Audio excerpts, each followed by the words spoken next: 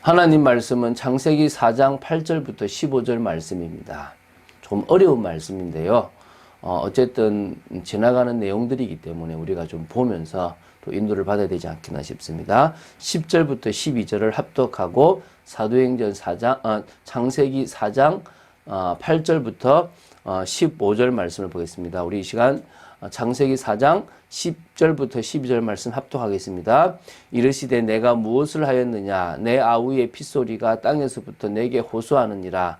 땅이 그 입을 벌려 내 손에서부터 내 아우의 피를 받았은즉 내가 땅에서 저주를 받으리니 내가 밭을 갈아도 땅이 다시는 그 효력을 내게 주지 아니할 것이요 너는 땅에서 피하며 유리하는 자가 되리라. 아멘. 자, 아담으로 인해서 타락하여 부패한 이 사람의 심성에는 죄악 중에서 시기심이 자리 잡게 됩니다. 그래서 어찌 보면은 가인이 이 아벨이 하나님으로부터 연락을 받게 됨으로 말미암아 자신은 받지 못했기 때문에 아벨에 대한 시기심이 생겼다고 보시면 되겠습니다. 오늘 보게 될 창세기 4장 8절부터 15절은 이러한 사람의 시기심으로 인해서 발생한 인류 최초의 살인이자 또 골육 잔상의 어떤 비극이라는 부분에서 참 안타까운 내용을 지금 소개하고 있습니다. 아벨과 동일하게 하나님께 제사를 드렸으나 하나님께서는 아벨의 제사는 연락하시고 가인의 제사는 연락하지 받지 않으셨다는 것입니다. 그래서 분노하며 시기함으로 말미암아 아벨을 쳐 죽이게 됩니다. 이게 얼마나 안타까운 일입니까? 이것에 대해서 하나님께서 벌을 내리신 내용인데요. 아담의 죄로 인해서 세상에 유입된 이 죄의 심각한 이 파괴성을 좀 여실히 보여주는 부분이기도 하고요. 누구나 이런 걸 가질 수 있습니다. 어제 뉴스를 봤는데 90대 노인이 와이프인 88세 된 저희 아내를 이렇게 밥 안 해준다고 이렇게 때려서 죽였어요. 지금 얼마나 50년을 거의 진짜 오랫도록 살았지 않겠습니까? 그 50년 넘게 살았던 그 부인을 그냥 그렇게 죽여버리는 이게 시대가 이렇게 지금 심각한 시대입니다. 그죠? 자, 그러면서도 이 죄에 대한 심판은 그때나 지금이나 앞으로도 항상 있게 됩니다. 이게 하나님의 의를 드러내는 방법이거든요. 그래서 우리가 하나님의 의로운 삶, 그래서 그리스도를 붙잡은 그런 믿음의 삶의 중요함을 기억해야 될 것입니다. 우리 8절부터 보겠습니다. 가인이 아벨을 죽이기 위해서 의도적으로 들로 인도해냅니다. 아마 죽이기 쉬운 곳이었겠죠.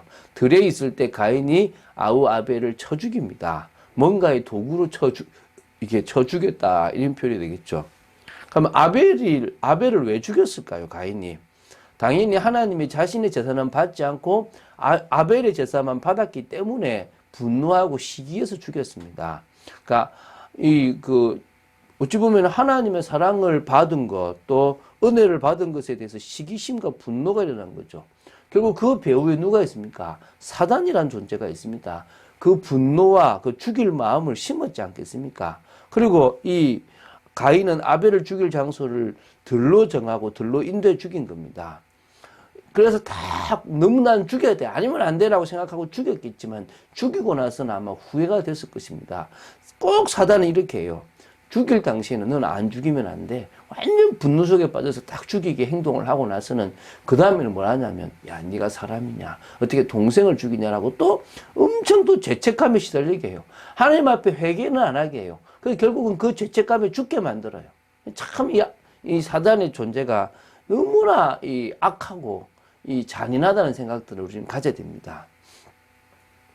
자, 우리 이제 그 9절입니다. 여호와 하나님은 아벨을 죽이고 전혀 죽이지 않은 척 살아가는 가인에게 아벨이 어디 있느냐를 물어보십니다.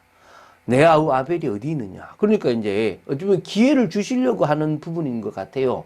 정확하게는 모르지만 혹시 이때 가인이 아벨을 내가 죽였다, 죄송하다, 너무 죄책감이 든다, 사실은 하나님 앞에 정말 고백하고 싶다, 용서를 빕니다 라고 했었으면 하나님은 어떻게 하셨을지 사실은 궁금해요. 용서하지 않았을까라는 생각을 하긴 합니다. 그런데 뭐랍니까? 가인은요 더 뻔뻔해요.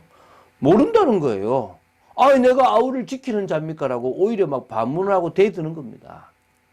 이 아담이 범죄한 후 얼마 지나서 가인이 아벨을 이제 살인하는 범죄를 저질렀지 않습니까? 이게 지금 죄가 갈수록 더 빠르게 확산되고 더 나빠진다는 부분을 지금 설명하고 있는 것도 있습니다.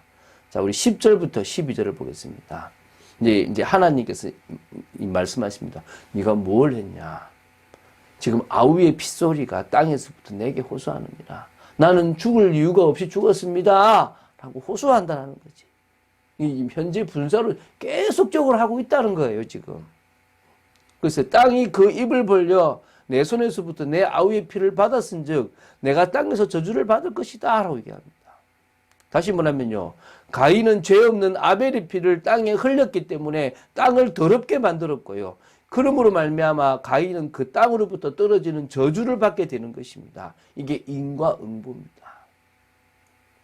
이게 존재해요. 지금도 지금 흘러가는 거라니까요.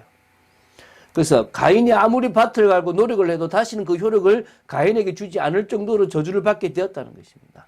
그리고 한 곳에 정착하지 못하게 되는 불황자처럼 계속 떠돌아다니게 되는 건데요. 마음에 평화가 있겠습니까? 안식이 있겠습니까? 슬픔 가운데 살아가게 될 것이라는 것입니다. 이처럼 천지의 주제이신 하나님 앞에 범죄한 자는 어디로 피하여도 마음에 참 안식을 얻지 못합니다. 정함이 없는 공고한 삶입니다. 주님을 떠나면 그런 인생이라니까요. 자, 13, 14절입니다. 하나님으로부터 죄의 벌을 받은 가인이 여호와께 자신의 죄벌이 너무 무겁고 자신이 유리방황하다가 누군가를 만나면 결국 나를 죽이게 될 거다라는 그런 두려움에 대한 호소를 합니다. 그러니까 어찌 보면 하나님으로부터 떠났으면 불안한 거예요. 야곱도 마찬가지잖아요. 이삭이라는 하나님이 거하는 그 장막에서 떠나니까 두려웠잖아요. 그런데 그곳에 하나님이 함께 한다는 것을 깨달았을 때 편안했거든요.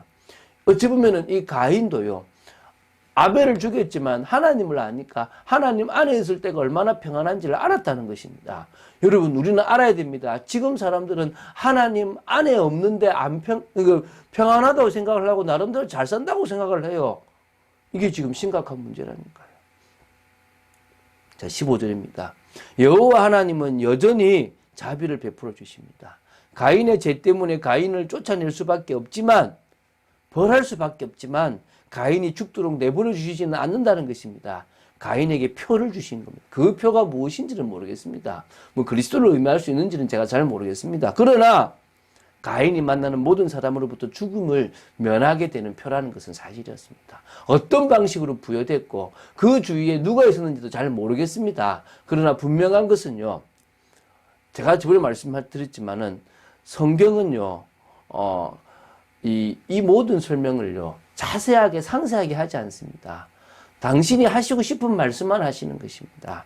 신학적으로도 봐야 되고 유대 배경적으로 봐야 되고 우리가 보기에 어려운 부분들이 사실 많습니다.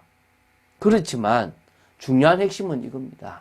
결국은 가인은 살인을 했고 그것 때문에 저주의 인생을 살아가고 그 형벌을 살아가는 동안에 받고 죽고서도 받습니다. 주님 앞에 그 죄 문제를 해결하지 못한다면 일평생 저주를 받고 살아가다가 죽고 지옥 가는 인생이라는 것입니다.